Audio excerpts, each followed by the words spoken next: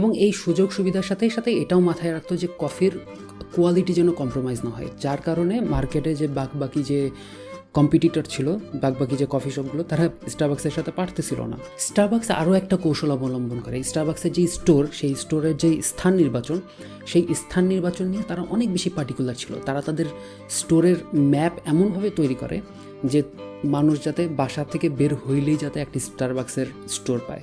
Harvard তার কর্মীদের জন্য বেশ কিছু কাজ করেছে। তার মধ্যে একটা হচ্ছে স্টারবাক্স অ্যাচিভমেন্ট প্ল্যান বলে একটা প্রোগ্রাম চালু করে তারা, যেই প্রোগ্রামে স্টারবাক্সের যে কর্মীরা ছিল তাদের জন্য ফ্রিতে অনলাইন কলেজের সুযোগ করে দেয়। এখন বর্তমানে স্টারবাক্স পুরো বিশ্ব জুড়ে 40,000-এরও বেশি স্টোর পরিচালনা করছে এবং তার মধ্যে যুক্তরাষ্ট্রে 10,000-এরও বেশি স্টোর আছে। 2024 সালে এসে কোনো একটা কারণে স্টারবাক্সের স্টক ভ্যালু 17% কমে যায়। তারপরেও মার্কিন কফি মার্কেটে তাদের 40% শেয়ার মার্কেট ধরে রেখেছিল। বর্তমানে স্টারবাক্সের মার্কেট ভ্যালু $104.96 বিলিয়ন, যেটা বাংলাদেশি টাকায় এই নাম্বারটা আসে 11,54,660 কোটি টাকা।